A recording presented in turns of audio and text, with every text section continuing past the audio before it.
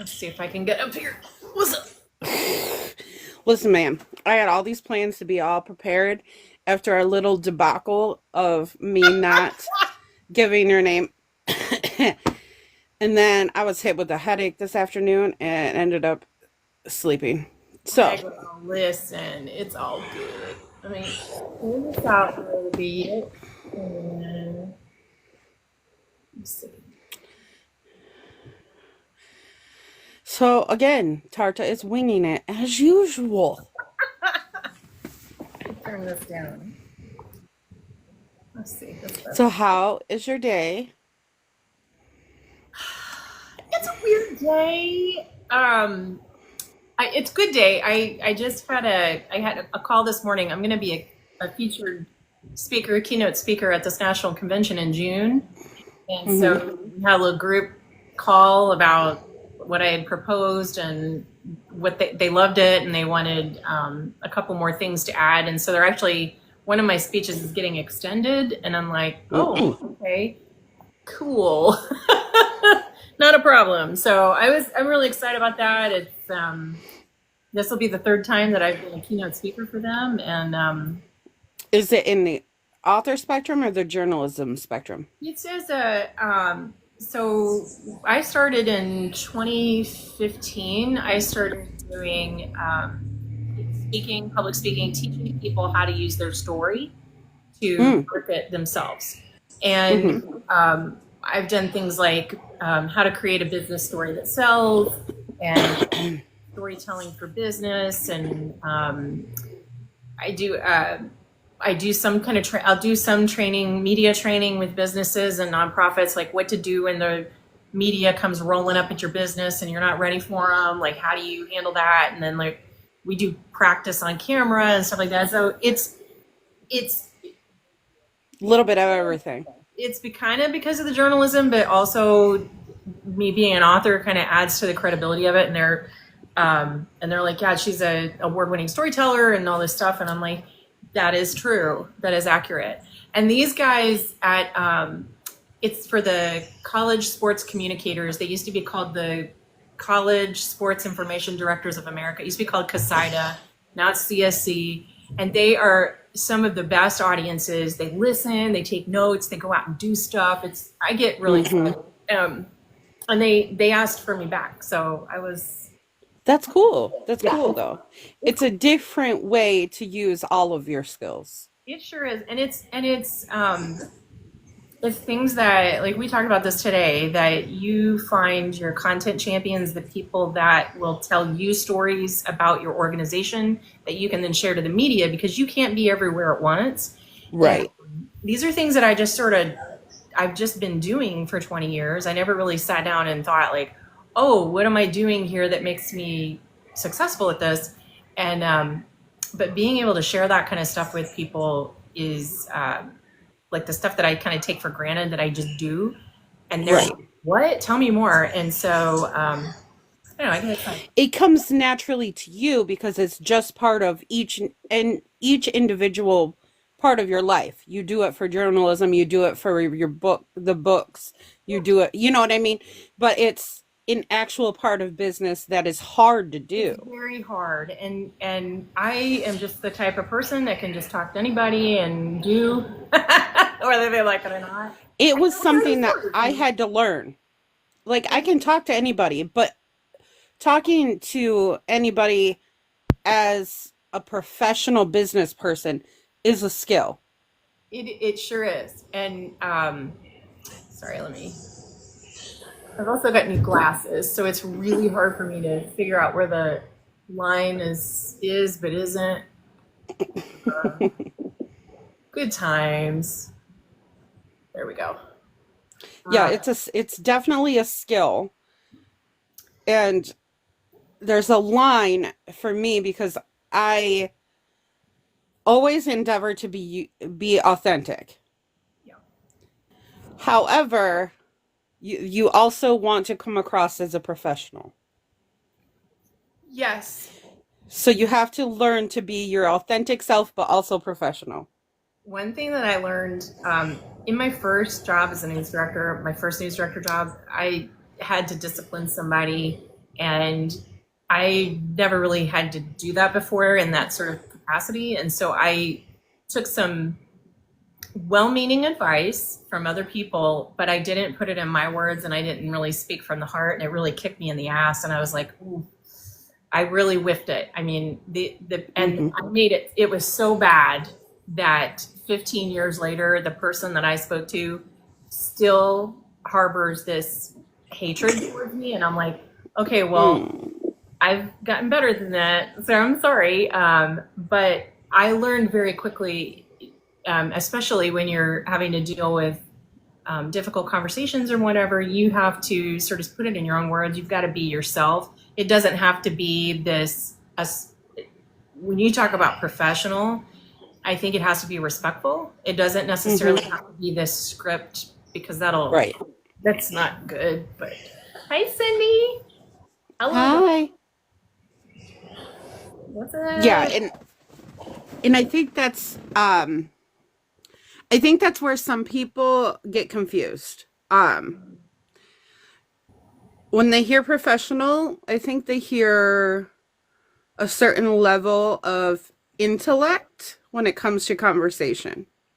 Or they think they have to use certain words or big Right. words. And it's like, one of the best conversations I ever had with somebody, and it was difficult. I knew I had to either, he had to either move up or move out was the directive.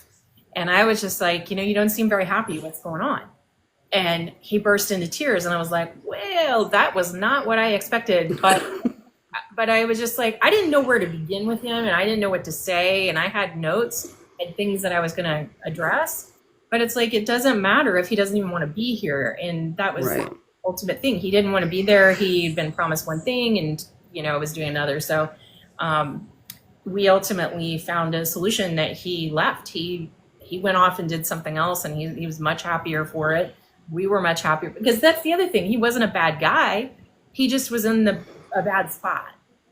And so I was like, okay, well, you're burning the house down over here. I can't have that. So either we got to figure out how to make you enjoy working here, or peace out, mofo, because this ain't gonna work.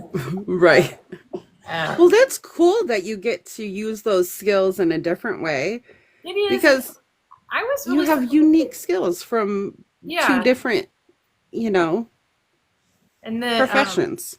Let me tell you something. The first time I spoke to them, and it was 2019. I met John Maxwell. Like, he's big time. Like, he's the pinnacle of speakers. Like, he probably got millions to be there. Well, maybe not millions, but he got paid a lot more than I did. And but after my big speech, they provided an entourage to help me through the hallways to get to my second, my breakout section. And I mean, they had to guard the bathroom door because people were trying to come in and ask me questions. And I'm like, I love y'all, but I have to pee. Just give me a minute. And so we're going to have a really awkward conversation if you don't let me in this bathroom. And then the next day, so they have 2 days. They have me speak at 2 days, and this is kind of what we're going to do in June. Is there's like the big everybody conference part and the keynote kind of thing, and then there's what they call Division 3 Day, and this is for the smaller schools and the sports information people who are like 1 or 2 person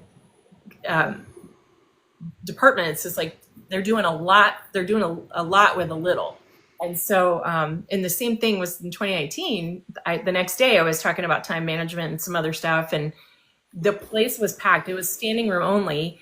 And I at one point looked at the organizer. I was like, I thought you said like maybe 50 people would be. This is like 200 people. And she's like, yeah, word got out how good you were yesterday, and they all came to this one. They've all blown off everything else, so had to bring in extra chairs. I was like, oh, okay. So I just pivoted a little bit, and it was really great. And so this time around, they're limiting who can come because they were, and that's why we're trying to make sure that we cover all the stuff. And it's a lot of, I mean, it's cool. It feels, That is cool. and you work on these things for months, and it comes down to a 50-minute speech or a 45-minute speech, and you hope that I try to give people things that they take away and can immediately go do. And Yeah, see, I couldn't do anything like that because I'm just out here winging life.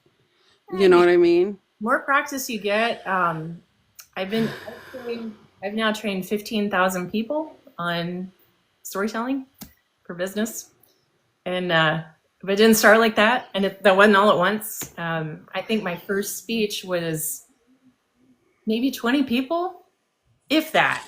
See, I would be Dawn's hardest student because she'd be like, Tara, you have to do these things. And I'd be like, yeah, but I could just wing it. No, And she'd be like, no, ma'am. what I try to do is teach people that I call it lazy person, lazy Dawn. It's not really lazy. It's just being time efficient, and trying to make life easier for yourself down the road. Like, for example, as an author, when you're writing, you're writing your book and you're editing, and then like down the road you got to market, but that's tomorrow's problem. That's tomorrow Dawn's problem. So when I go through my manuscript, like the final pass through, I do like a little quality check and, find those typos that missed like 15 rounds of edits. And, but I also will highlight the pullout quotes. So I do that too. I do that too. It's like, help yourself for later. I have my beta readers in my editor highlight things they think would be quote pulls. I still think that's a great idea. And I have my ARC readers, I enter them into a contest if they send me quotes that they like. Smart. So I do that.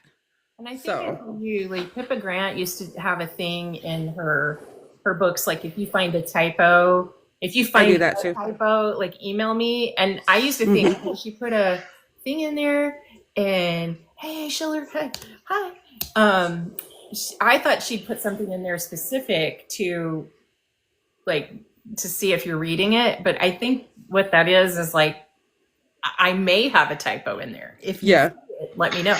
And too. It's genius. I do that with my ARC readers. I'm like, for every typo or grammatic error that you find and send me a screenshot of, you get an entry into a drawing to win a free signed copy. And I or a signed copy of the book or what have you.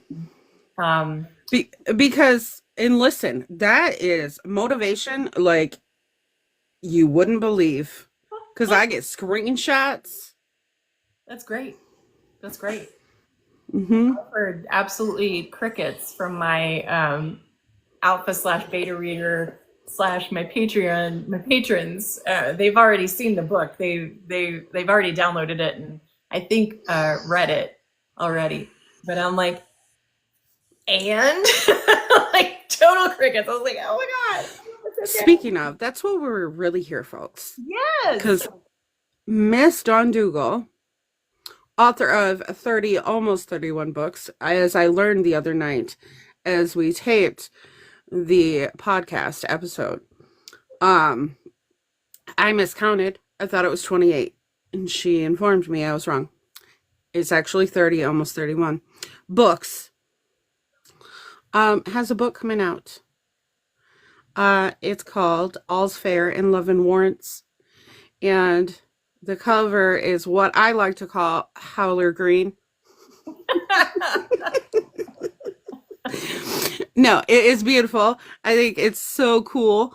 It's the 5th book in the Pleasure Point series. Yeah, book number 5 in the Pleasure Point series. Now, those are interconnected standalones, right? They are, and they're all, so Pleasure Point is a fictional, I have to keep reiterating this, it is a fictional. No, I refuse to believe that. We're all going to Pleasure Point. Island off the coast of Florida in the Gulf of Mexico. And it's the only way you're getting me to Florida, so I refuse to believe that. And it's a former nudist colony turned small town, and it was founded by these 7 families that were for various reasons that you learn in book one. And the adult children have sort of moved on and moved away, and the island is slowly sort of crumbling because they don't have anybody to run the business or keep things going. And these senior citizens are like, well, we got to do something drastic. And so they've come up with this plan to mix and match their adult daughters and sons and get them to fall in love and stay or come back. And it's funny because in book 5, Avery is a journalist. She's the news director of the Pleasure Point Network, which is a TV and digital network now it started as a newspaper in book 1, but now it's the whole thing. And Avery kind of addresses this. She kind of figures out this secret, and she's like, well, why don't you guys do this? Or why don't you do that? And they answer it. So I don't want to spoil it for anybody, but part of that is the answer. And she also uncovers the original owner of the nudist colony. Ooh. You know, book 1 is my favorite.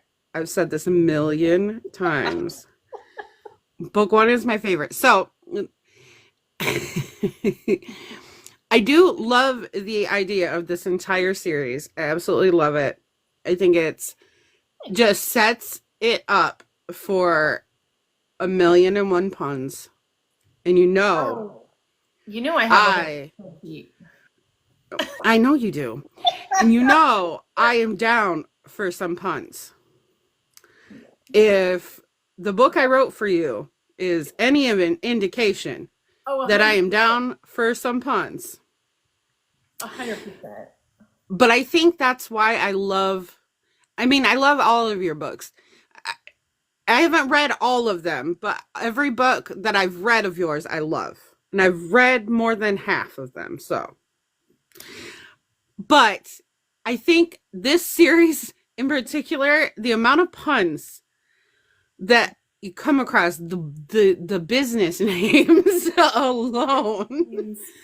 Usually when I'm writing, like I came up with this idea. Originally, Pleasure Point was going to be called Karaoke Chronicles, and it was going to be a karaoke DJ and a business that kind of had all these people who sang karaoke and their love stories. And I started mapping that out, and I was like, yeah, I don't think there's enough here. But I love Darby Dare. She's this karaoke DJ. She's just a sunshiny, awesome gal. And we already met her and her love interest in the Saber Sisters series in book 2, where she was running a karaoke contest, and Saber stalked, and Drake Dangerthorn was one of the judges. So I wanted to bring them back, but I was like, I don't think karaoke is going to do it. And so I was like, if I put these people, they got to live somewhere. And Florida has a history with having a lot of nudist colonies around. And I was like, wouldn't it be funny if it was a former nudist colony and then senior citizens were like trading their kids like baseball cards?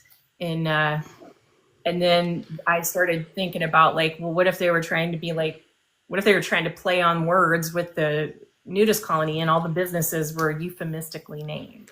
So yeah. I just love it. I love all the names. I love all the names. I love all the names. They're hilarious. And we're not going to give them to you. You got to read them. Yeah. Okay. You got to read the book. And there's more that I've not even mentioned. Like I was real smart this time, and I created a map for myself. I sketched out a map of what the town looked like and the street names and all that, and where things were, because in Flamingo Cove, I'm just making shit up as I go. And then I'm like, 3 books later, I'm like, wait, what's across the street from that? And then I got to go back and read the book. And then, yeah, I learned a lot of hard lessons from Flamingo Cove. But yeah, maps are always good. I didn't make a map for the Howler series, and now here I am 10 books in, and I'm like, why didn't I make a map? I think every author goes through that, and even the names. I didn't have a spreadsheet for the names. It was my friend Carolina who was like, you need to keep track of these things, because you've got more characters than you think you do. And I was like, I think you're right. And I wanted to make sure my characters didn't look like each other. Like it wasn't always just some white gal with blonde hair and blue eyes. You fall into a set trap of using the same, Or here's a crazy one. I created all the, I came up with the pairings for Pleasure Point. And I was like, yeah, I'm going to match these two people up. And it wasn't until I was putting the family trees together and I was grouping them around, I was like, oh shoot, I've got a brother and sister together. I can't do that. That's not this kind of story. So I'm gonna have to change that. So I'm gonna switch it around. It'll be fine. It'll be fine. It'll be fine. It'll be fine. No one will notice. I am going to go grab my other glasses. I cannot see for diddly or squat. These new glasses are hurt. I'll be right back. You're having trouble? I am. It's terrible. BRB. Okay. I tried to move things around so I didn't have to hold my phone, and I ended up knocking stuff over, so you know. Hey. Well, I had my new glasses. I thought I had the anti-glare stuff on. Like you. Knocking you over. Now you're knocking me over. Things right. I got all the anti-glare stuff on it, but it doesn't seem to be working. So that's always fun. Yeah. So, and I have the transition where the no line bifocals thing. So I should be able to see them. And I don't think they made it as wide as I paid for it. So they're going back tomorrow. I was noticing that this afternoon. I was like, yeah, I don't think that I got what I paid for. So we're going to send those back. So, yeah, fun times. So here we go. Okay, so what's the names of the main characters in All's Fair in Love and Warrants? So All's Fair in Love and Warrants is the love story of Warren Atwell and Avery Hunter. Okay. We meet them both in book one. Warren is the lawyer that goes to get Thorne Pryor to come to the island and he's making legal work to attract Thorne to the island. But he's very robotic and very straight-laced and very by the book. And so, but he has this major crush on Avery Hunter, who's this wild and carefree journalist who never met a mess that she didn't love to make. And Warren is very much not like that. He's into yoga and calm and breathing and law and order. And she's like, let's just jump out of a plane and see what happens. And he's like, well, that is not something. Let's just wing it. And they have met on a dating app another thing I created for another book. I created this relationship app called Ship Yes. And it is AI takes everything on your social media and makes a profile for you, but without pictures. So they can match you with your perfect match. And Avery signed up for this thing and never got any hits or anything like that. So she's forgotten all about it until By the Book pops up as her match, and they've been chatting for weeks. And so they finally meet, and it's Warren. And they're going to go skydiving. She picks a date. They're going to go skydiving. Warren is afraid of heights. And so of course, he go, and he stays on the ground. And while he's waiting for her to sort of land, he notices this redhead off to the side, and turns out it's Wisdom Ward, and Wisdom Ward is there to arrest Avery for breaking the law. And so to save her, Warren suggests they get married. It is ridiculous, I know, but it is super fun. But that's what makes it fun. It really is. I was just like, and Warren, like in person with Avery, like in the courtroom, he's super calm. He's got it all figured out. But when he's around Avery, he keeps throwing these lawyer pickup lines at her that are super terrible, and she thinks he's joking. She thinks it's a joke. He keeps But laughing. he's serious. Yeah, he's like, I'd like to get in your briefs, or like I can't even think of, like, I had a whole list of bad lawyer pickup lines, and I wrote them into the book, and then of course he kicks himself for it later. He's like, "Are you a settlement?" Because I'd like, it's just like, Yeah. cringy, but super funny, because it's like, as calm as he is in the courtroom, he opens his mouth and like, bleh. And she is say what's on her mind, and they end up going to a circus themed marriage boot camp. I'm telling you, I have the best time. I have the best time coming up with this. And that one, I have to give props to Susan, my friend Susan, for that one, because I was like, what is the most ridiculous thing that I could put these two through? And she's like, well, you could send them to the circus. And I was like, I don't hate that. Tell me more. And we totally riffed on like what kinds of things they could do at the circus themed marriage boot camp. Hey, Robert. The tightrope trust walk.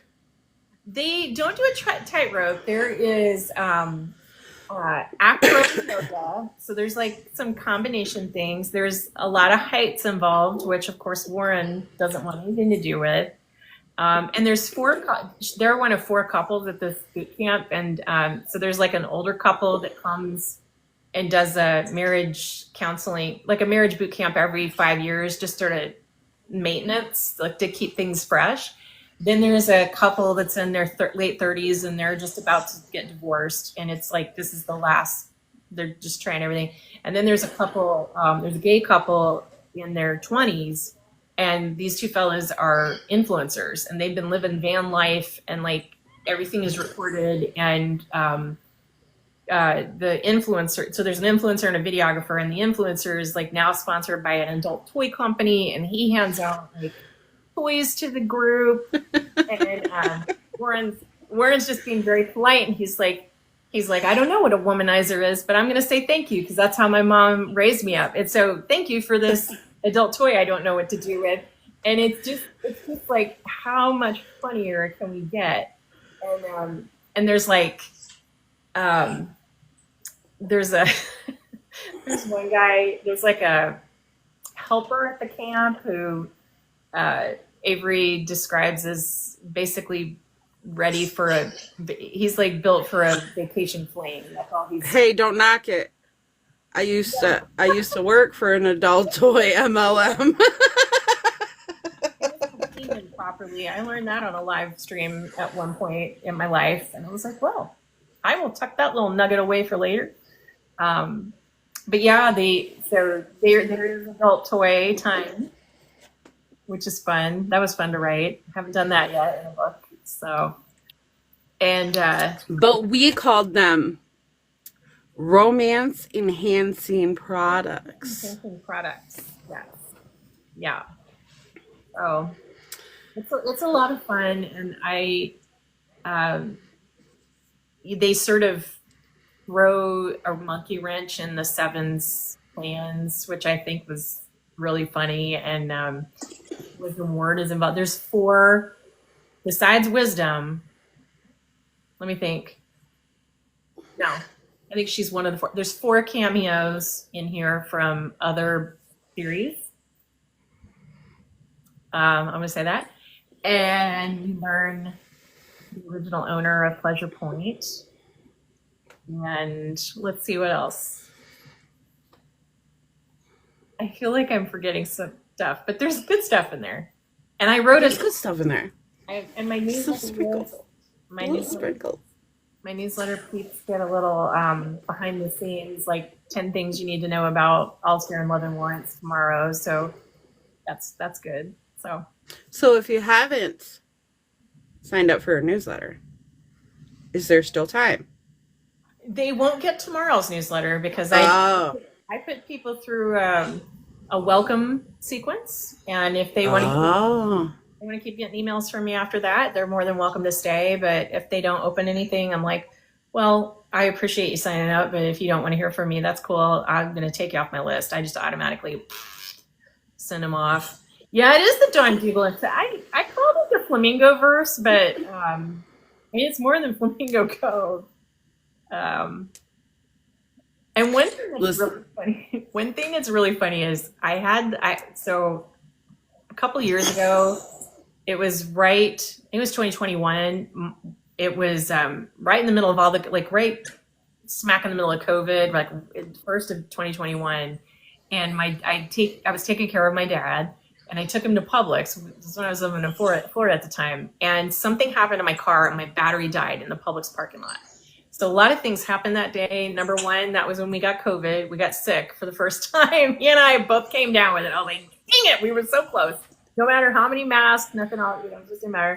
And the vaccines. So because somebody coughed in my face as I was leaving Publix, sneezed, coughed right on my face holes. And I was like, oh my God. And she's standing there just staring at me. No apology, just kept on. And I'm like, son of a biscuit. And I go out to my car and I'm trying to wipe all the snot off my face, and my battery is dead. And so I'm standing there, dead battery in the parking lot. All these dudes pass me by. Like broad daylight, I got the hood up. I'm looking at the battery. I don't have anybody to jump the car. And the person that finally comes along and offers is a woman. We could not get the car started. I had to call AAA to get a new battery. And when they installed the battery, what had happened was there had been a little electrical surge when the battery died. And so it knocked off my Bluetooth on my radio, and it also jacked up the compass on the car. So now the compass always says north. Like I'm never going anywhere but north. And I can't fix it. And you are the North Star. So there's a very expensive fix for it, which I'm not going to put into a nearly 20-year-old car. And so as I was moving back from California this last year, I was like, wouldn't it be funny if somebody was driving my car and I was asleep and they didn't know that the compass was broken and they were going north, but we were actually going somewhere else. And so I absolutely wrote that into All's Fair in Love and Warrants. And I laughed so hard, cackling as I'm typing this in, because I'm like, ha ha ha ha ha. Have you ever heard me talk about the fact that I used to take emergency roadside calls for Florida, and they don't offer, or they don't have jumper cables, the residents of Florida? Well, they don't keep jumper cables? I just didn't have anybody to attach them to. I was like... I used to take AAA calls, and when they would complain about how long it took to get a jump start, and I would say things like, well, have you talked to your neighbors about whether or not they had jumper cables to give you a jump? They would say, why would I do that? Of course they don't have jumper cables. We have AAA. And I would, in my head, because I'm from Michigan, you had to have them. I grew up in Indiana. You had jumper cables. We prepare. You always had a snow shovel in your car, too, in the middle of winter, too. We prepare for every weather eventuality.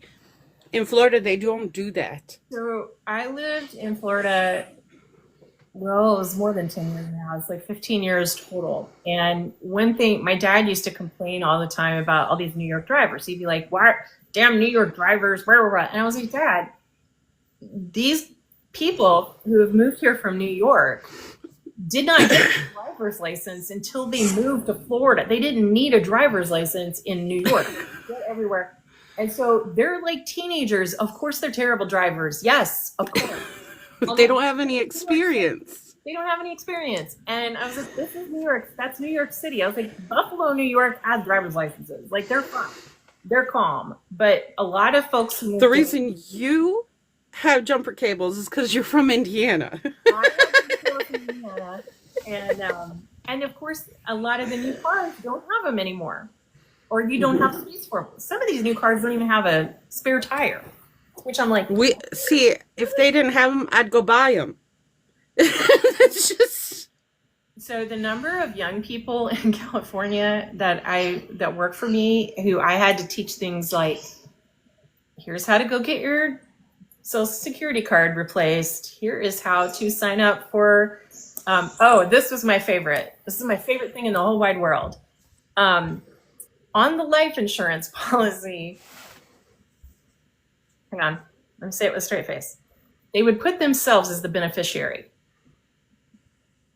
On the life insurance policy, they put themselves as the beneficiary. And so I had to have a conversation. I'd bring them in the office. I'd say, hey, do you know something I don't know about immortality? And they're like, no, why do you ask? And I'm like, are you planning to be a vampire when you die? No, I don't think so. Why? And I was like, because you said yourself as a beneficiary, and that's the only way that's going to happen.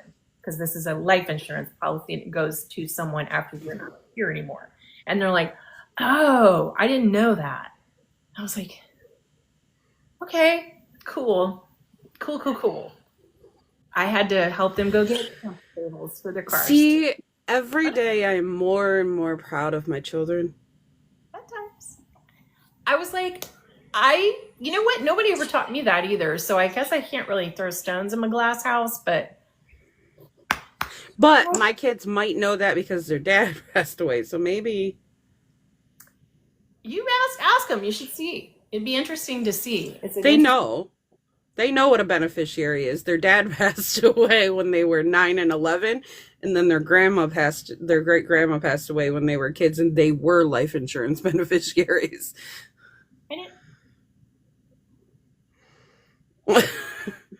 Sorry, I was hearing a rumbling outside, and I can't tell where or somebody's going to drive through the front door. I really hope it's neither one of those things.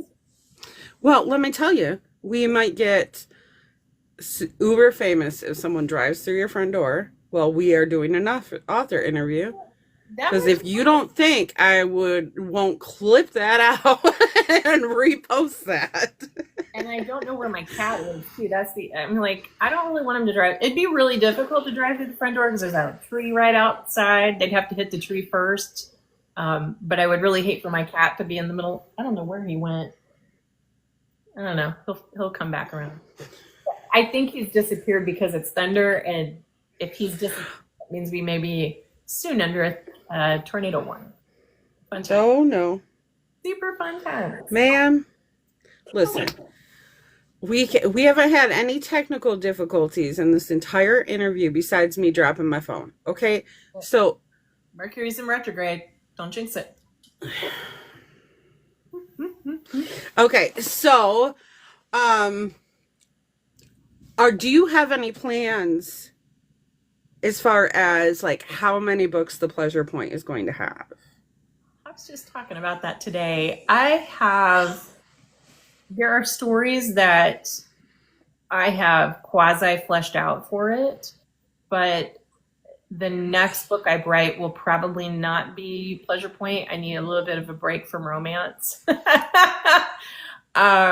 But I also may write, there's been a real big push. There's been a big interest in doing like a Wisdom Ward and Luke sort of mystery, a spicy mystery together. And I may do that.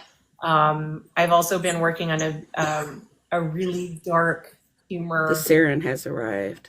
Hey, Siren, thanks for the chilies. I may do like a dark comedy, not romance kind of book. But that would be fun. It's an idea that I can't let go. And when I was kind of talking, I talked to my writing buddy Susan today, and I was like, all right, picture it. Hear me out. I threw a couple of ideas at her that have been rolling around in my head, but the one that she really lit up on was the dark comedy one. And I was like, and actually what I pitched to her isn't nearly as dark as I would probably go with it. Because I'm just like, it's dark, but super funny. And in a really, I can't believe I'm laughing at this way. And so. Yeah, but that's tantalizing to my brain. It is. And there is not everybody can write that well. And I think I could write pretty And well. it's in this climate right now, I feel like it would give you a place to put your rage. That may be what has inspired the sort of story itself and sort of fighting the patriarchy and sort of the dumpster fire. I had a feeling. I need to put this somewhere. Last year, I really spent a lot of time working on the lit RPG. I came up with an idea. I came up with levels of what the books would be. I spent a lot of time on that because I knew that if a certain person won, that we would be in a climate where people would really gravitate towards dystopian fiction and dark, out of our reality. kind of like yep. And there's a history of that, and it's people sort of gravitate towards that. So thank you, Saren. I appreciate that very much. And it's really hard for me to talk about like a spicy romantic comedy. It is. It's very difficult. Stuff is going down, and journalists are being added to group chats about war plans. I'm like, if you need to sort of check out for a little bit and have a little laugh and a romantic spicy comedy, All's Fair in Love and Warrants, might I suggest? Yes. It's not deep, Yes. but it's wide. We do need joy and we do need balance. It's just sometimes hard to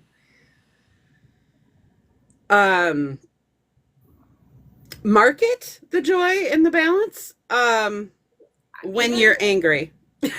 One in a Billionaire. So One in a Billionaire is book one in the Pleasure Point series.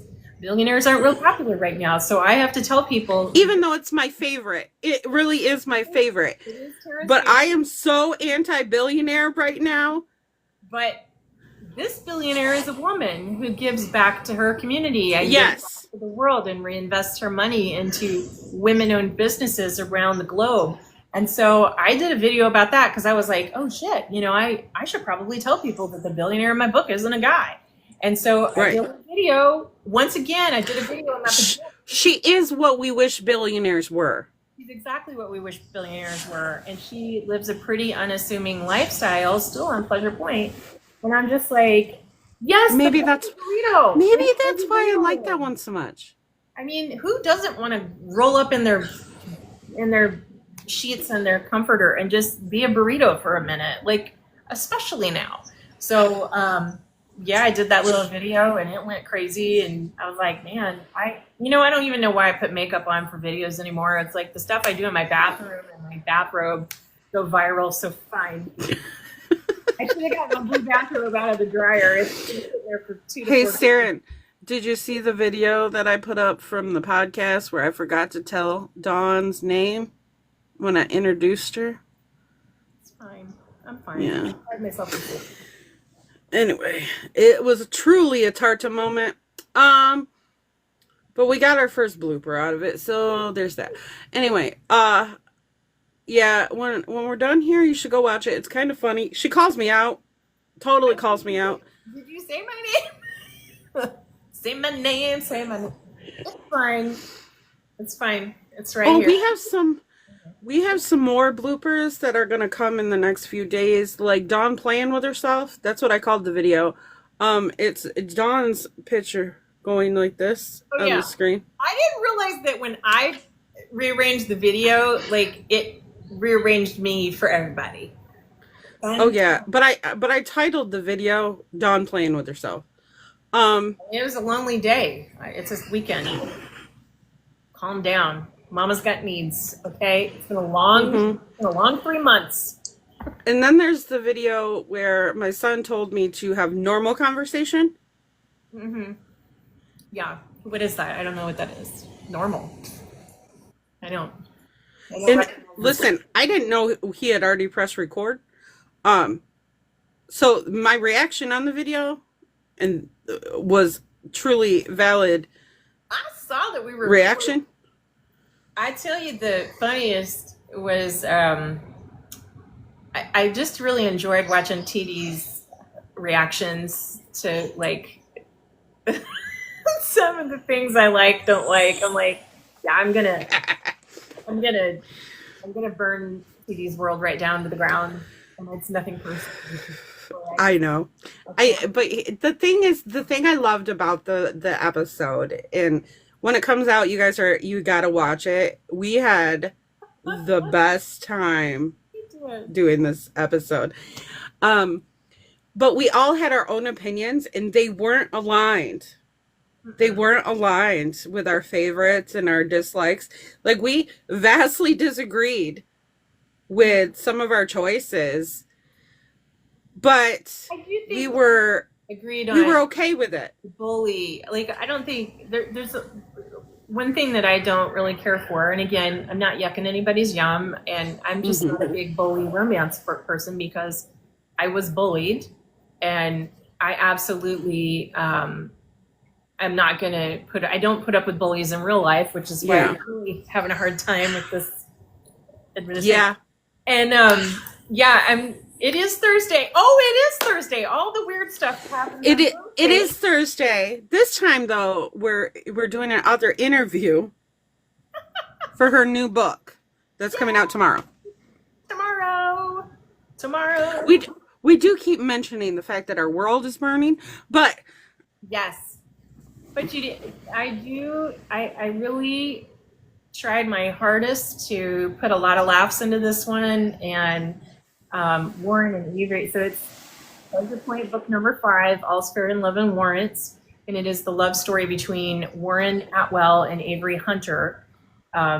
He is a straight-laced lawyer. She is a free-spirited journalist, and they have been...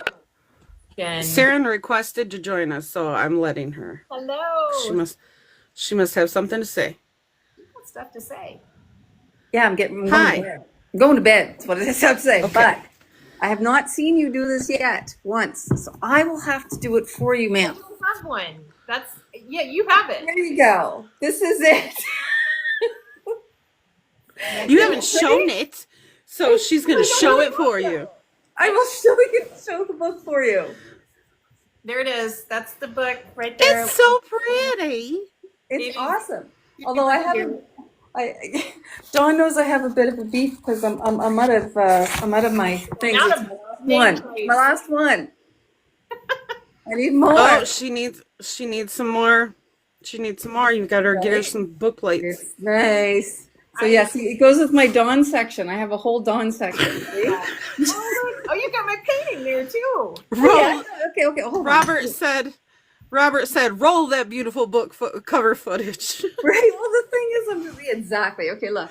See, I'm not here long. Don't worry, guys. Hold on. It takes me a minute to get organized. So, okay. So this is a painting that Dawn did. I have one of those too. She made me a painting. That's not Dawn. But these are all of Dawn's books. She gave me such crap because I changed covers in I've done 2 things. She's got 2 versions of the Flamingo Cove covers. Yeah. There's Manchester covers for 3 and 4 and the fancy covers for 1 and 2. And then for Pleasure Point, she gave me grief because the first 3 were originally shiny covers and then switched to matte because they look better on camera. And I know. Ask me how my OCD and ADHD is doing, having half matte, half gloss covers. And so I, it is evil. But I know. You guys, I love you. Happy release day. I love you both. I'm going to bed because good night. I work a lot. She's working too many hours. She needs to go to bed. Yeah. Got an election to make sure is secure in Canada, so we are very happy for you to do that. We need an escape, so you make sure you're secure, so we have somewhere to go. 100%. Okay. Bye. All right. Love you. I can't get out of here. Love you. Bye. It's like, bye. Out of here. I don't have a copy of it because by the time I order a draft of it, like the release day is already over. So Julie, Julie's giving me grief for her having a physical. You got your patron copy like what, last week, 2 weeks ago, last week, I don't know. And then I put the paper back up, and then it published a lot faster than I expected. But I was just like, all right, it's this week. And then Saren apparently has super fast Amazon deliveries, so here we are. She always gets my books before I get her. Every single time. Book, it's fine, but it's coming. It's just next week. And if I had asked, she was like, saw the little number pop up, and I knew it was Saren. If I tried to do like a draft, like I've got Dream a Little Dreamboat is a draft copy. I've got the real copy coming with the number 5 book. But I mean, that took like 6 weeks to get. I was like, well, I know. Fine. I'll just hit publish. I hope it's fine. We'll find out. I know. Why does it take them so long to get us our author copies? But they get their copies like lickety split. I don't. The funniest one was when I get my author copies through Kindle Direct Publishing. So it's called KDP. And I know you know that, but for people who don't know, it's for people who don't. And for Shameless in 2022, I think I sold about 200 books, and I had ordered. There were a lot that I ordered 200 ahead of time, and they came in big batches. And I was signing them all because I was like, well, I'll sign all the books, and if people only want a signed copy, they have it. I'll sell it to them at the thing. But if they want it personalized, I'll personalize it at the signing, and then that way it keeps things moving if you just want a signed copy. And then of course there are people who had pre-ordered. So I'm going through and I'm signing 200 books, and I flip over the thing, and I'm looking at the title page, and in one of them they had printed a counterfeit midlife crisis inside of a crazy midlife miracle. So I had cover of one book and the guts of another, and Amazon didn't believe me. I'm like, I just sent you a video. Like, here's the video of the book. And they're like, well, you have to ship it back. I'm like, well, okay. Are you going to pay for shipping? Because I paid for shipping here. Like, what the hell? Oh my God. Yeah. Robert, the Rock Saber scissors I have there's a misprint here. And I was like, well, I'll just keep this as my office. Here's the thing. I'm hesitant to send it back to them. And the reason is because when you send they'll resell it to your customer. Yes, they will. Yep. So I just eat it. I needed that book for the thing. And I was like, listen, you need to send this to me, and I need it ASAP because this book is spoken for, and I've got to hand it off in a week. Right.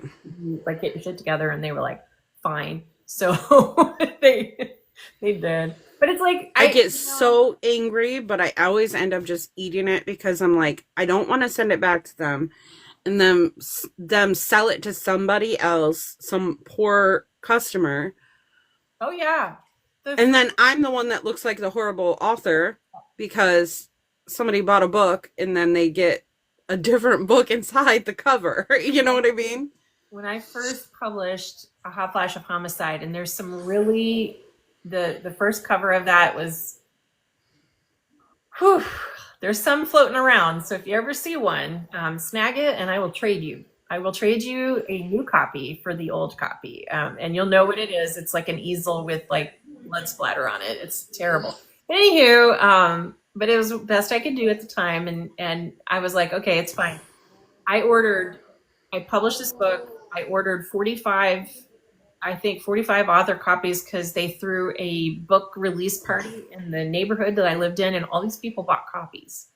And so I signed them. We had a big party, and it wasn't until like 3 weeks later, I was looking through the book and I realized they printed the wrong version of the manuscript. And this wasn't even finished. Yep.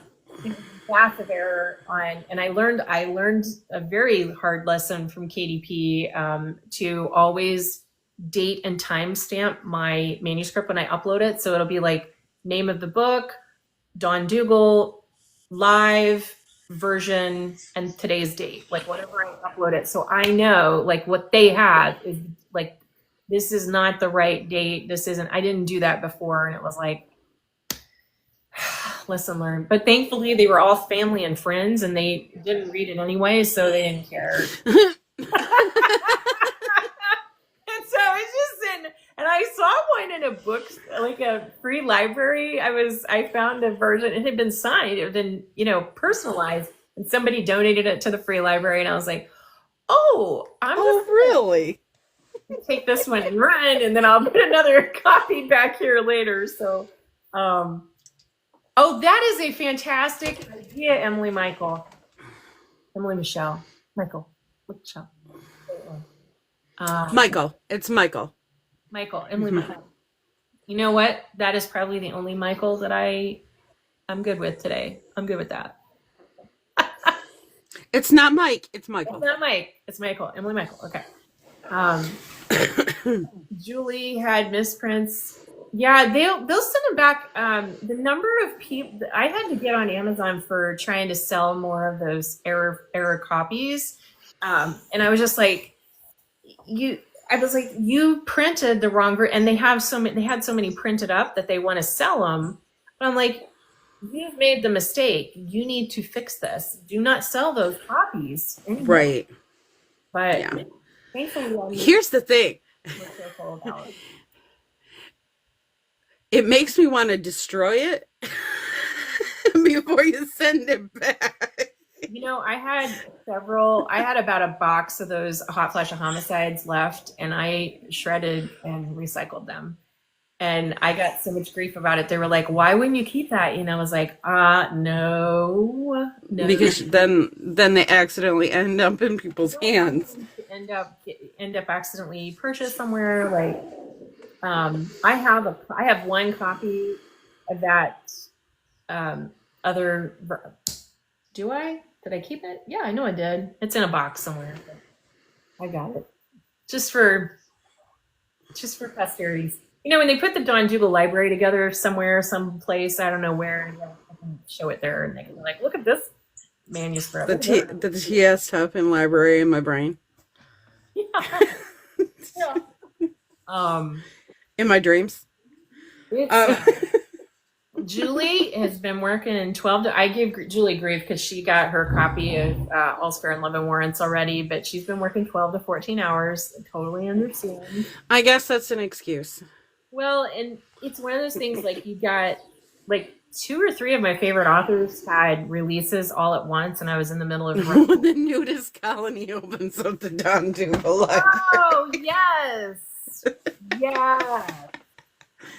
Julie, I don't think you were on here. When they buy an island and name it Pleasure Point. Yeah. I mean, I do tomorrow in my newsletter, I do a top 10 things in Flamingo Cove. Yeah. Yeah, listen. Yeah, I've already got the plans laid out. I just have to find the location. And I keep running into lighthouses, so I'm just saying. You never know. Yes. That would actually be a really good place for the Don Dugal Library.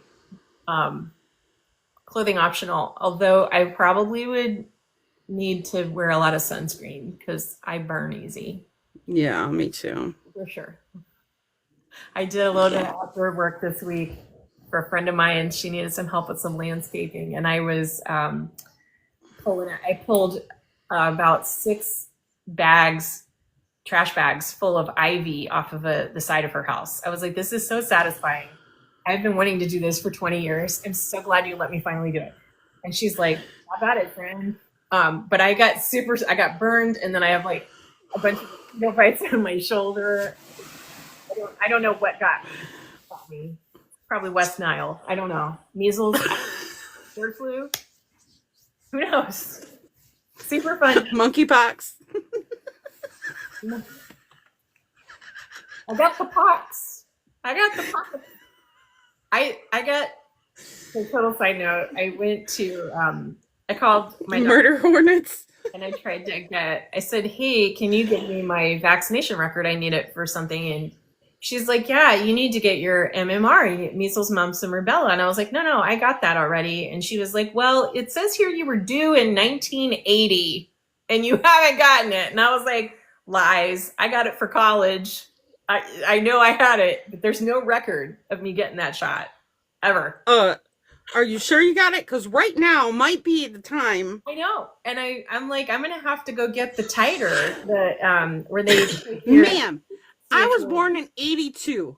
If you've been overdue since 1980, you've been overdue for longer than I've been alive. I got it in 1980. I promise you. I had to have it to go. Bronchial pneumonia, the boogie woogie flu. I know. Really, I did run into bees and wasps, and they were mad. They were murder hornets. They were mad I was moving their house. I mean, I was pulling like these ivy vines were like this big around. Have you is it titer checked? Titer. You get they Okay. check the level of immunity in your blood, and that's what I'm going to go do because I read it titter checked, and listen, I read it titter checked. That's a whole nother thing. You know what I'm saying? Forget it. Like our brain went completely off the rails. Yeah, I have to. I was originally going to go back into an in-person college, but since I'm going to do most of the classes are online, I don't have to have my vaccines quite as quickly as I thought I was going to. But see, your autocorrect was with me. Yes. Yeah. We don't need you getting the measles, Dawn. I had chickenpox twice. Like I'm all set for that. I don't really want measles, mumps, and or rubella. I'm good. Like I'm fine. Okay. I'm gonna get. I will probably have to get the shot again because somebody else who's my age, they did a titer and found that she had no immunity left in her bloodstream, and I was like, crap. Okay. Good Lord. Yeah. So fun. See, and you thought we were just going to talk about spicy romantic comedies that are light and fluffy. It's me and you. Did you see the video I posted the other day about that lady yelling at the screen, and I was just off in the corner like, this message needs to be posted? Listen, it's me and you. No, we're going to talk about just about everything, because I love that my For You page. So my For You page on TikTok right now is like people like sharing the truth about what's going on in the world and the real news, and then container gardening and drag queens. So I have like all that you need. I can't think of anything. Let me think. Is there anything else? Oh, I did see that video of the woman on the marathon. Did you see that? The woman whose boyfriend proposed to her on mile 14 of a marathon? No. Because he stood in the way of her running a marathon, and she like ran right around and was like, no, and kept on. And I was like, girl, you do you. And like she got raked over the coals, and I'm like, no. She was going for a goal, and he was standing in her way of achieving a goal. Yes. I'd have said no to. Yes. Like, don't interrupt her. Then he broke up with her, and I was like, you know what? You dodged a big bullet because he knew how much work I trained for. You stand at the finish line. Yes. And you wait for her to celebrate her win. Yeah. Whether she wins it or not, you let her celebrate her win of achieving the goal of finishing that marathon. You make it about her. He didn't care. And she did a video like explain. I didn't think she needed to explain herself, but I was like, I will explain it for her. That's ridiculous. And Julie, yes, I did see the laundry basket potato garden. That's how I grew potatoes last year. And you probably saw it because I've been looking at sharing it. See, mine is about sharing the truth. Yeah. Mine is about masked men. Which one? Masked men. Masked men. Yeah, because a kink has been unlocked. I've followed like a dozen masked men in the last week and a half. I was following none before that. Huh. Do these masked men have jobs, or is their job just being masked? I don't know. I have no idea what they do for a living. None, no clue, don't care. Besides the mask. Yes, they do. I mean, okay. I have no clue what they do for a living. I don't really care. I am using my newfound obsession with these men to torture my 20-year-old daughter, which is a bonus. I mean, Okay. Like Books and female rage comedians. oh, I get those, and I probably get those because you watch them. So thank you for that. You're welcome. City Cuckus also sends me any video regarding a man in a kilt wielding an axe. Oh yeah, she sends me those in pretty landscapes, and I love her to pieces for it. Yeah, and I was just like, I actually thank you for this because I needed a little bit of it makes my day better. Yeah. And I tried to send you truth videos that I think you will enjoy, and then funny videos I think you will enjoy. I try to send you those. I do like a funny video. That's like the drag queens. I can't think of their name. Like Biscuit, I think is one of them. It's like Madge and Biscuit. They just do these little sketches, and these two drag queens are in a bar, and it's just like one little like punchline, and that's it. And I'm just like, I don't know what you're talking about, but I love it, and I'm here for it. I'm like, and then I, of course, love anytime a drag queen is going to teach me a makeup trick. I'm here for it. Like, please teach me how to contour, what all the dots on faces. Like, oh, and I also follow that gal in Australia who's a SW, a blue-eyed Kaylee something or other. She's I don't know. Millions of followers, and she is a professional entertainer, SW worker.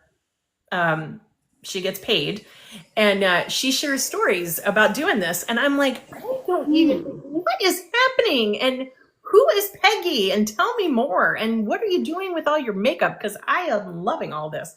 So yeah, blue-eyed Kaylee Jane, I think. I'm gonna have to look her up. Yeah. And she's got like long blonde hair, and she's super curvy, and good for her. Like she used to show money counts, like how much money she would make, and I was like, tell me more. Yes, she just gave away the Tiffany necklaces. Like Tiffany gave her necklaces. Listen, to her followers. I was like, no shade at all. Do your thing, girl. None. And I'm like, she and she's really real. Like I think she's pretty real about it, like talking about the downsides of it, and like people want to pay to have more time with her, and it's like it's like, listen, that's work. It's not it's not like you know, it's a job. It's not like she's out here like, ooh, this is the best thing ever. It's a job. She does it for a job.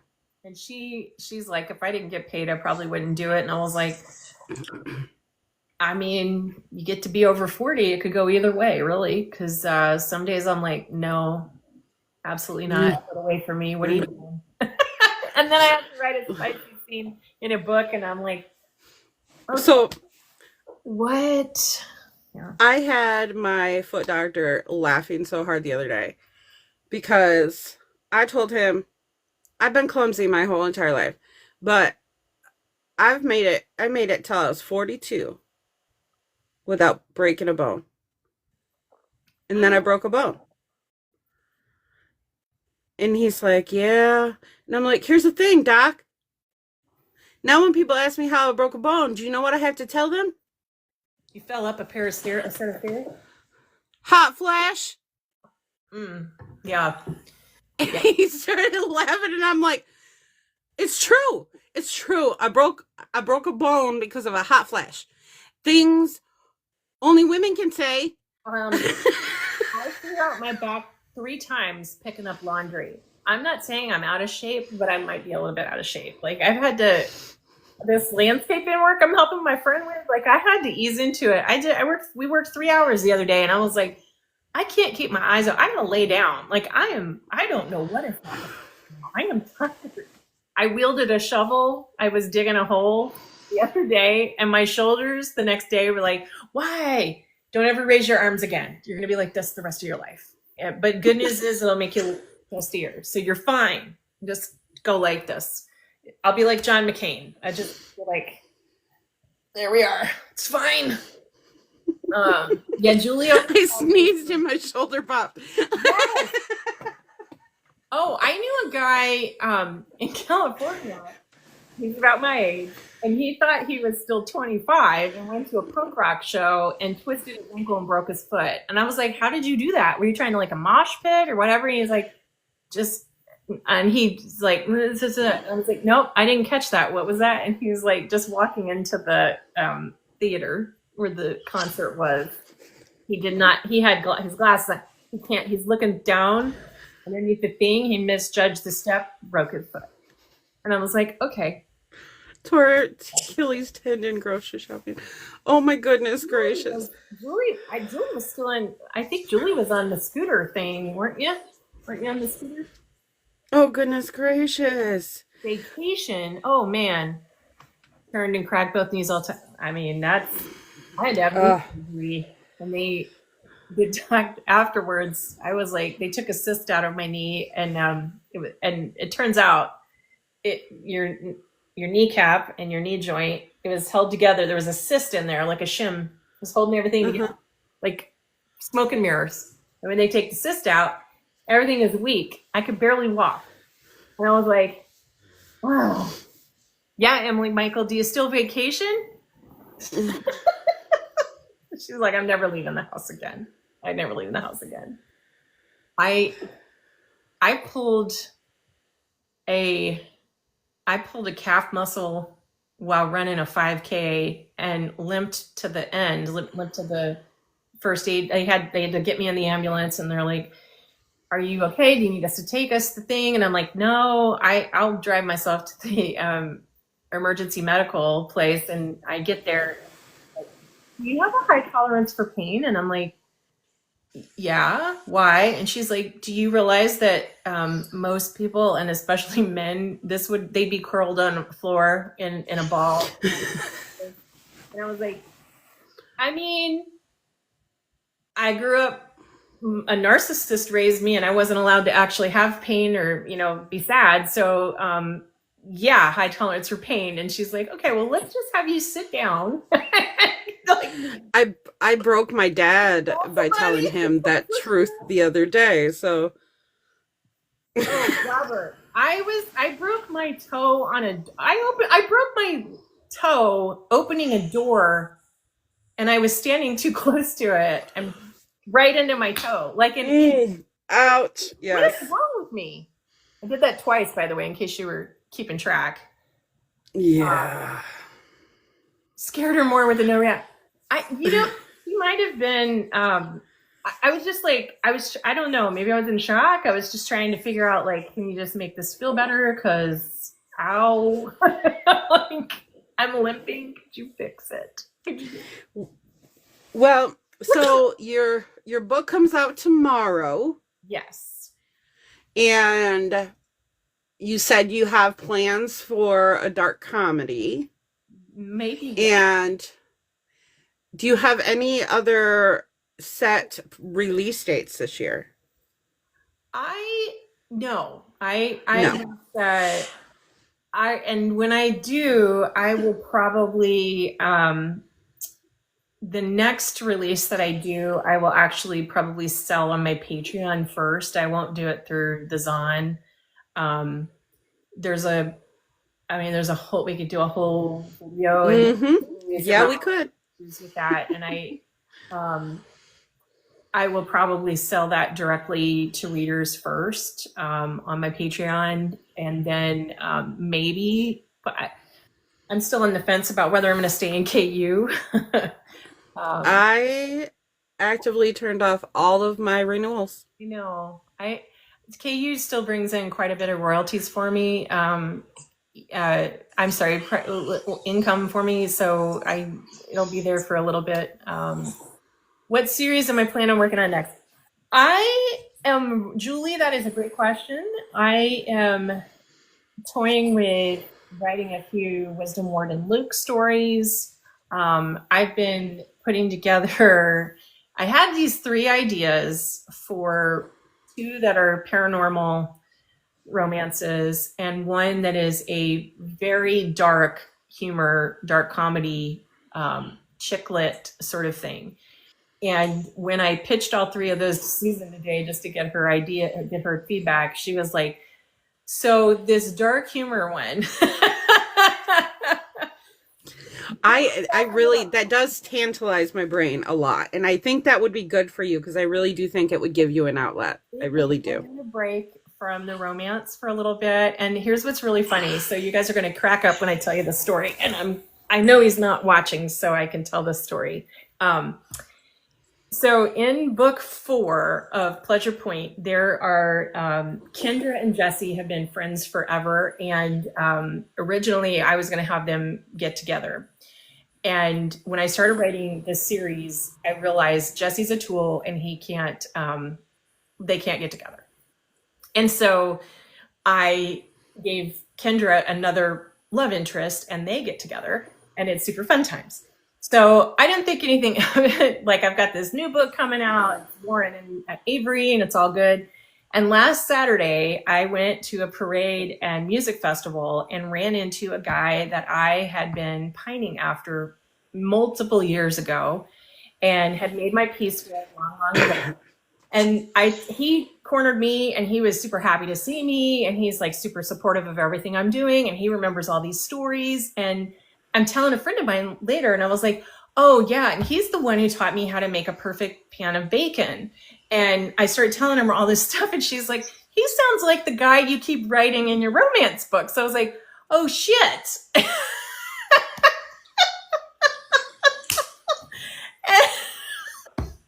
John. I was like, yeah, and there's a reason that I made my peace and like let that go. And but so yeah, I may have to write a little something different. But yeah, and then the 2 people who have been friends forever and I thought they were gonna get together and she found another guy, like that was very cathartic for me for many reasons. But yes, I have started you know what? I started Tatiana's love story. And let me tell you, Robert, good bacon. A man who will make me bacon and a latte. Listen, bacon is important. Bacon is a food group. And like maybe, clothing optional. I'm just throwing it out there. Tatiana, I originally started writing her her love story, which I'm about. It's outlined. It's about 30% written. It's called Hacker Ever After. And it's very stubborn. She's very stubborn. But however, if I don't make it about her love story and I make it about Tatiana and Wisdom going on a case together, now that would be really funny. And I have that story already outlined. So I may throw that up. My patrons I've got some things for my patrons, some surprises for them, which I don't want to. Nope, they're surprises. There'll be surprises and they'll get them first. And I've also got a couple of ideas for holiday magic. I did a couple of novellas last year that were Christmas themed, but I've got one in mind for Halloween. And I've got has anybody ever seen the movie The Spirit of Christmas? I don't watch Christmas movies, so. Oh my God. It's a woman is selling an inn and she runs into a ghost who is made corporeal for 12 days out of the year to try to solve his murder from the 1920s. And they fall in love and it's a whole thing. And it's like this cult following for this movie. And I absolutely love it. Now I haven't seen it in a few years, so I'm not sure if it's still, I would think it's still good, but in my mind, it's amazing. And I was like, I need to write a novella like that. I think people would really go crazy. Okay, so she's got some ideas percolating, folks. I got a lot of things percolating. I do need a little bit of an outlet for your female rage. Your American rage. For my healthy female rage. And my WTF, like Aaron Parnas, I can't, like, I hear we've got some breaking news I'm just like, oh my God. I'm like, all right, again? Yeah. I was like, it's always breaking news, Aaron. And no, I'm not subscribing to your Substack. I don't need to have any more bad news coming into my email. Yeah. Well, yeah. So how many books do you think you will write before you stop acting like people know who you are? Or people don't know who you are? Because I felt my point the other day was valid. I mean, look, it depends on where I am, right? If people on TikTok, they see my face, they see the blue bathrobe, and they're like, "Oh, that's Dawn." Yeah, I love. It's my favorite. I love follow, comment, all the things. But I can go to the grocery store here and maybe. If people are watching my podcast, they know who you are, Dawn. What's that? If people are watching my podcast, they know who you are, Dawn. I mean, they maybe. Maybe not. There are people, I live for the day. I live in dread it, where the day where you can't just go out and do things where people are like, I can't wait for people to, I love it when people share about my books. I love when they tell others about my books. I love when they leave reviews and they tell me what they loved about my books, and they email me. Like, I love those things. And, when they tell me what their favorite part was, or they come up with these crazy theories. I've been to a couple book clubs where they got these wild backstory that all this meaning they found in the book, and I'm like, wow, I didn't know it meant that. I'm glad to. Can I take notes, because you're teaching me something here? Like, I need to write this shit down. That's great. And sometimes it's just the story comes really easy, and it writes, and I feel like sometimes I'm getting a divine download, and I'm just writing as fast as I can, and things kind of come together, and I don't really think about it. So I love when people kind of take time and say, I devoured this book, and this is what I got out of it, and this is what I'm seeing, and I'm seeing a theme. And I was like, yeah, that one of the themes is strong women who are themselves, and they can be strong, and they can be vulnerable, and men still love them and respect them, because I really want that in my life. And I feel like if I write it enough, I'll manifest it, and hopefully he'll make me some bacon, like win. And bring you some coffee. Like, without having to do a trade-off. Like, if you do this for me, I'll make you bacon. No, I'm not making a deal. Just go make the fucking bacon. Like, go just do it. And there's the ex-boyfriend who did the cough drop thing that I may or may not have put in a book.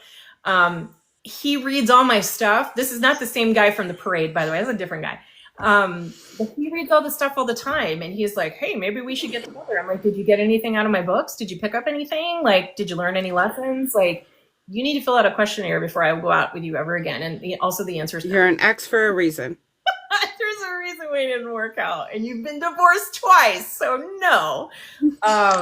So no bully. I don't like bullies, so I don't really put up with that. And I love snarky heroines, so you're gonna find that a lot in my. It's actually hard for me not to make them snarky.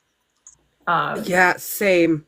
It's so hard for me not to write a female that's not sassy and snarky. It's just natural.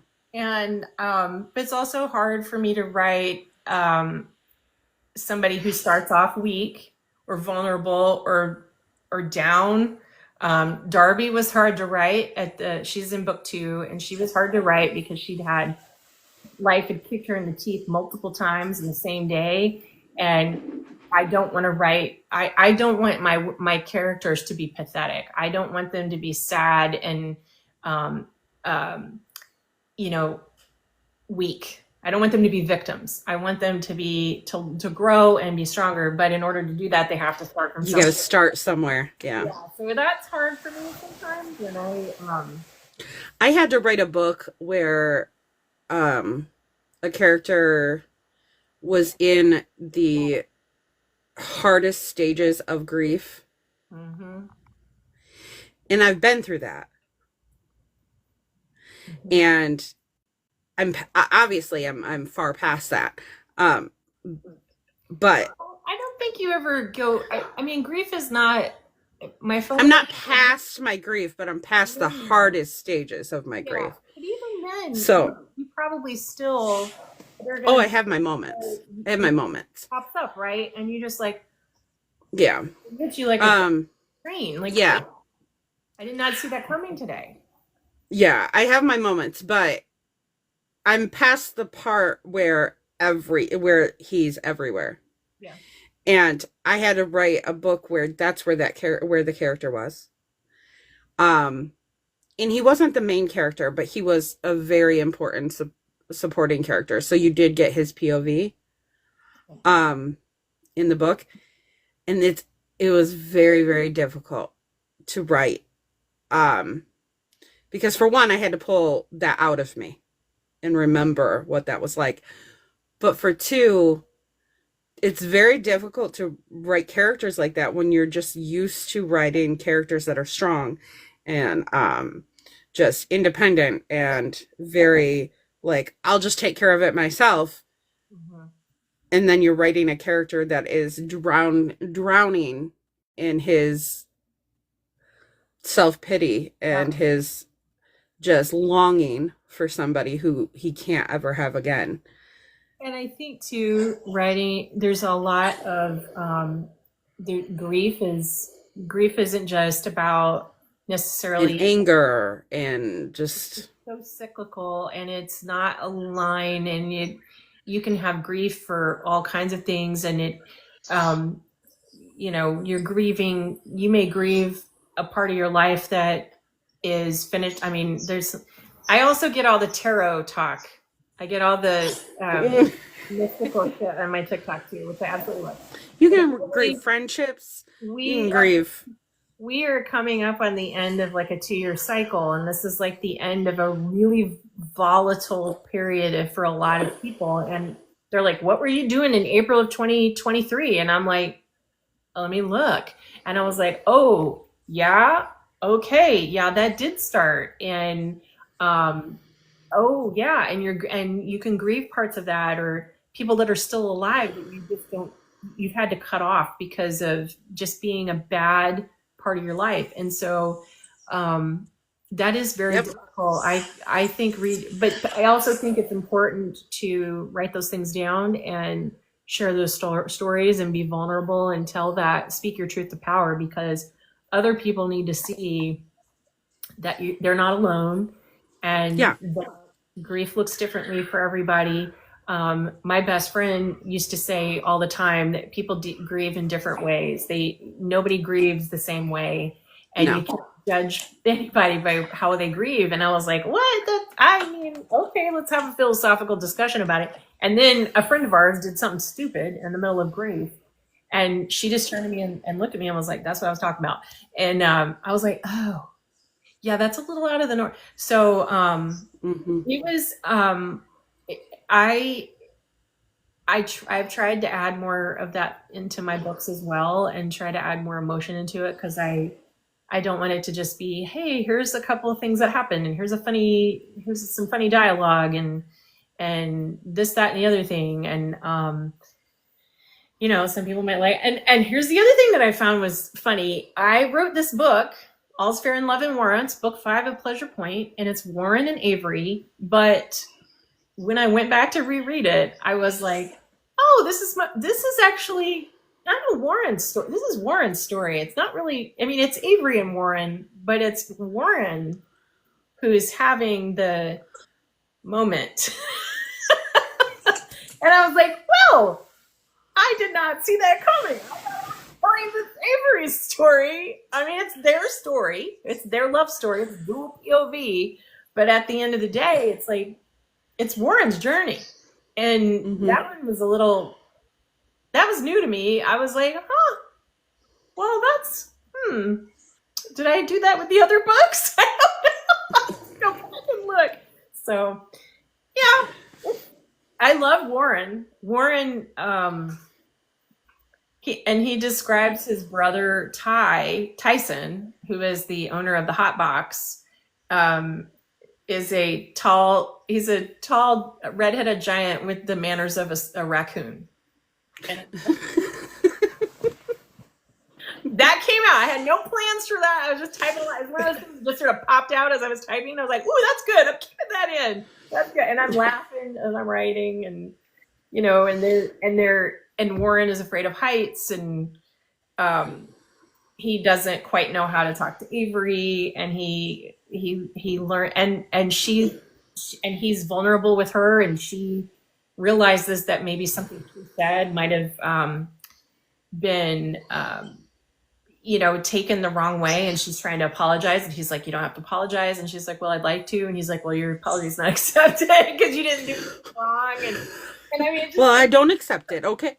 And then they share like what they'd like to try in the bedroom, and he's like, "Well, I don't know what that is, but I would absolutely like you to sit on my face," and she's like, "Let's do this. Let's go." So it's like, sit, don't hover. Thank you. and like, yeah, don't hold back. Get in there. And she's like, "Well, I mean, I enjoy this. I enjoy seeing this sort of thing, but I have no idea how to get from point A to point B." And it's very funny and vulnerable and I'm looking forward to it. I need to stock up my Don Dugle collection for my shelf, though. So I'm gonna have to work on that. I'm gonna have to work on that. You can see I've got a few missing. I've got a few missing back there, but yeah, because that doesn't look like 31 books. Well, some of them are ebooks that they're too big to be print. That's what she said. They're too big. They're too big to fit in print, so they're ebooks. And then there's all the bonus stuff. I've written a lot of bonus stuff. I also Julie will be thrilled with this one. I started writing the prequel for Pleasure Point. That may or may not involve Saul and Faith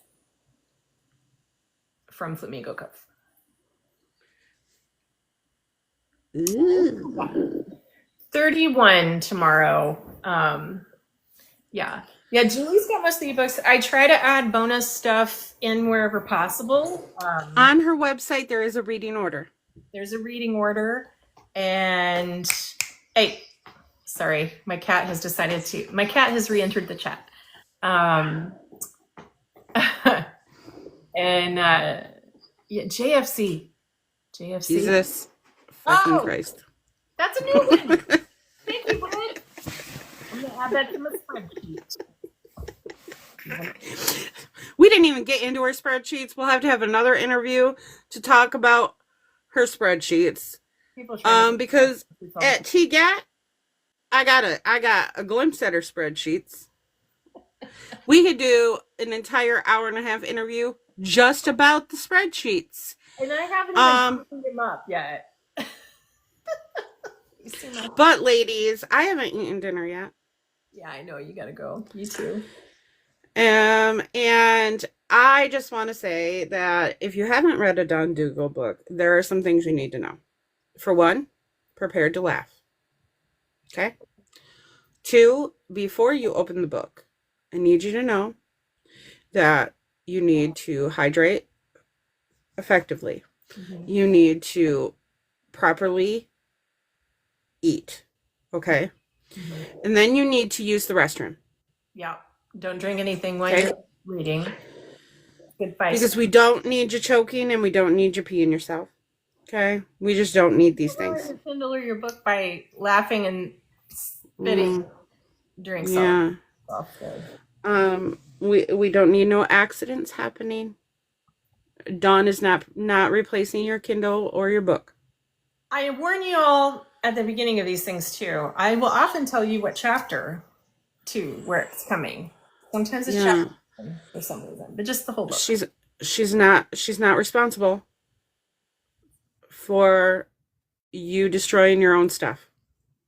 Yep, facts. Okay. 100%. And we do We do take your reactions freely. So when you're done, if you would like to send her a comment on one of her videos, an email, a message, letting her know how much you enjoy her book, I'm sure she would enjoy that. I always welcome that. Even, and I've had readers, Julie, email me and go, what the fuck? Like, I love those. We don't mind being yelled at. I know those too. I know there are authors out there that don't like it, but there is a vast majority of authors that when we make you feel something and you yell at us, we giggle. I mean, I can always tell when people get to a certain point in my books because I get a text, like, I get a WTF or oh my God, or do you realize I just ruined my favorite shirt? And I was like, well, I told you to put your drinks down and you didn't listen to me. And they're like, yeah, well, I'm stubborn and you can't tell me what to do. And I'm like, well, then that's your own fault. And they're like, you're not my mom. And I'm like, well, this got weird. And we do kind of do this when you start yelling at us. And I'm just sitting there and I'm scrolling through the messages going, yep. Because we made you feel something. If we make you feel something, we did our jobs. Yeah. So whether it be anger or humor or something else, we did our jobs. I love when, and I'm pick on Julie because Julie has read everything that I've written, and she gets very possessive of Rand in Saber Stalked, and I absolutely love that. And I'm like, there are other readers who will probably fight her cage match style for Rand, and I'm like, I love that you guys love these characters. That she licked them, it's hers, and by the way. In All's Fair in Love and War. I need to send her a sticker. I have stickers that say I licked them. Yeah. So they're mine. I need to send her a sticker. In All's Fair in Love and Warrants, Avery says, I'm not giving up Warren. I sat on his face. He's mine. Julie, message me with your address. I'll send you a sticker. So, Tara, thank you very much for inviting me. Absolutely. This was fun. We had so much fun together this week. Oh my gosh. And y'all, when her vodcast comes out. Yes. I don't know how she's going to cut it down from 2 hours. Seriously. I don't think I am. I think you should. I mean, nobody. I don't think I am. I think I'm just going to. It's super funny, y'all. We talked about our favorite tropes, both writing and reading them, and the tropes that we don't like. I'm not going to tell you what mine are. You're going to have to watch her podcast because I shocked the class, and they were like, "Oh, wow, you actually said that out loud." And I'm like, "Yes, I did." When the whole chat said it's not for me, more for you. Listen. The laughs that we had, it's I'm not cutting out all the funnies to give you guys. You got to watch it. Yeah, you got to watch it. And Kyla Aronic it was a little late to the party, but she joined it, and she came flying in. She said something that was so funny. And I actually have already done a video talking about her description of a motorcycle and what happened after that. I'm saving that for a little bit later, but y'all see what I'm talking about. Her and I explaining to you why mechanics are good husbands. I am now going to be on Mechanic Talk because we've said this. So anyway, yes, thank you for joining us. And go order her book. Go get my book tomorrow. Buy her book. You can see it right here. All's Fair in Love and Warrants. Yes. Thank you, Tara. All right, love you. Have a good day. Bye.